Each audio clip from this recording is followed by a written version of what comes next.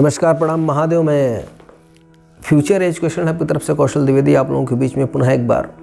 और जैसा कि हम लोग जानते हैं कि इस एपिसोड, इस सीरीज़ के माध्यम से हम किसी न किसी संगीतकार, किसी न किसी बड़े फनकार का जीवन परिचय लेकर के आप लोगों के बीच में आते रहते हैं, ताकि उनकी जीवन यात्रा से हम रूबरू हो सकें और जो हमारे मित्र कॉम्पिटिटिव एग्ज़ाम की तैयारी कर रहे हैं उन लोगों के लिए कुछ मटेरियल ऐसे मिल जाए जिस मटेरियल के बिहाफ पे उनकी कुछ सहायता हो सके और वो अपने कुछ कंटेंट तैयार कर सकें। उसी बात को आगे बढ़ाते हुए मैं ज़्यादा समय नहीं लूँगा और मैं चाहूँगा आज आप लोगों के बीच में जिस महान शख्सियत के विषय में चर्चा करूँ उसके नाम को सबसे पहले बताऊँ आपको। जी हाँ, आज हम लोग चर्चा करने जा रहे हैं सितार वादन को लेकर के 20वीं सदी में एक ऐसा नाम जो कि अपने आप में सितार का एक पर्याय रहा।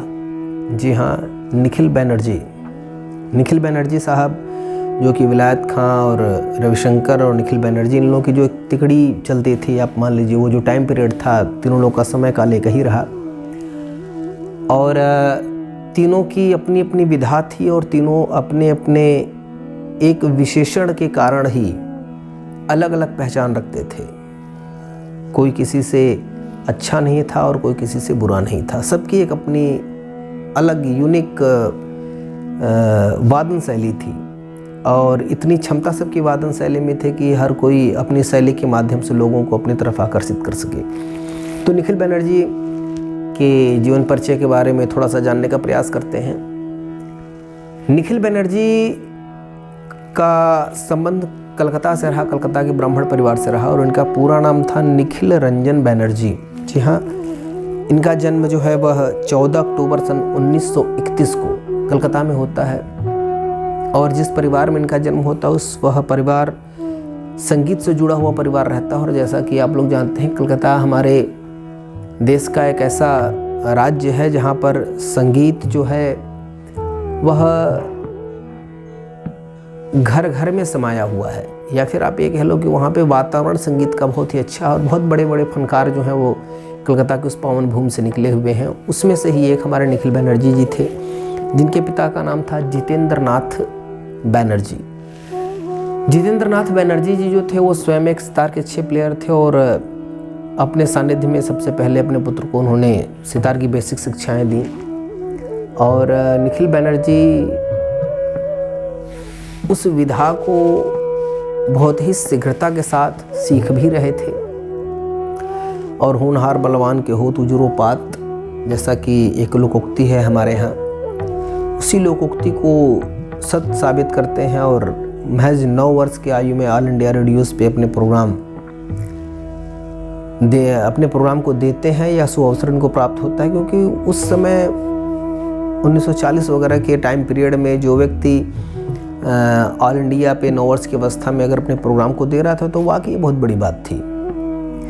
लेकिन निखिल बैनर्जी ने इस चीज़ को किया और इनके अंदर एक भूख थी कुछ नया जानने के लिए, कुछ सीखने के लिए। और इनके पिताजी ने इस बात को समझते हुए, इस बात को, इनकी ये जो जिज्ञासा थी, जिज्ञासा को जानते हुए उन्होंने क्या कि सबसे पहले इनको मुश्ताक अली खां, जो कि सितार के एक बड़े ही अच्छे वादक थे और मुश्ताक अली खां का जीवन परिचय हमारे यहाँ चैनल पे पड़ा हुआ है, आप उसको जाके देख सकते हैं। मुश्ताक अली खां के सानिध्य में इनको भेजते हैं, वहाँ पे जाते हैं। मुश्ताक अली खां जो कि अपने समय काल के बहुत ही अच्छे फनकार रहे और एक बड़ा अच्छा नाम था उनका सन 1930 से लेकर 40 के बीच में मुश्ताक अली खां का।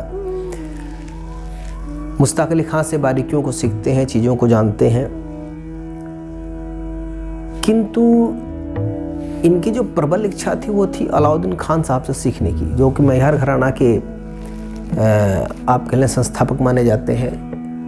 तो अलाउद्दीन जो साहब थे उनसे सीखने की प्रबल इच्छा लेकर के ये अपने पिता से बात करते हैं और वहाँ तक बात पहुँचाई जाती है।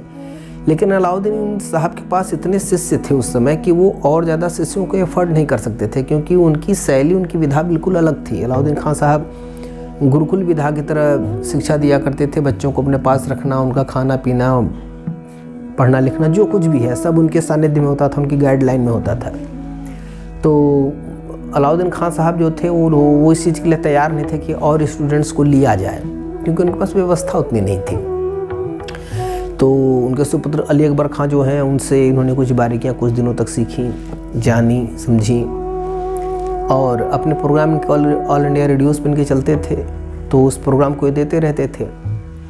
एक बार अलाउद्दीन खान साहब इनके प्रोग्राम को देखते हैं, और जब देखते हैं तो इतना प्रभावित होते हैं कि अनुमति इनको दे देते हैं कि ठीक है निखिल, ला पाओ, और आने के बाद आपको जो कुछ और देना है हमको, वो चीज़ आपको हम दे रहे हैं। तो इस प्रकार से अपनी योग्यता को सिद्ध करते हुए उन्होंने गुरु का सानिध्य प्राप्त किया।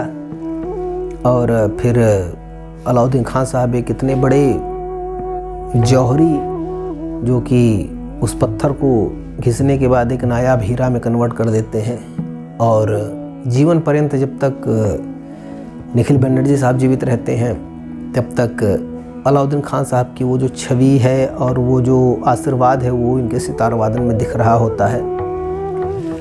निखिल बनर्जी साहब की एक विशेषता ये थी कि ये राग में चंचलता को प्रकट तो करते थे, लेकिन राग के स्वरूप को बिगड़ने नहीं देते थे। या फिर देखिए, जो भी इंस्ट्रूमेंट प्लेयर है उसकी अपनी एक यूनिक क्वालिटी होती है। कोई विस्तार पे ज़्यादा ध्यान देता है, कोई लय पे बहुत अच्छा काम करता है, कोई गति पे बहुत अच्छा काम करता है, कोई भाव पे बहुत अच्छा काम करता है।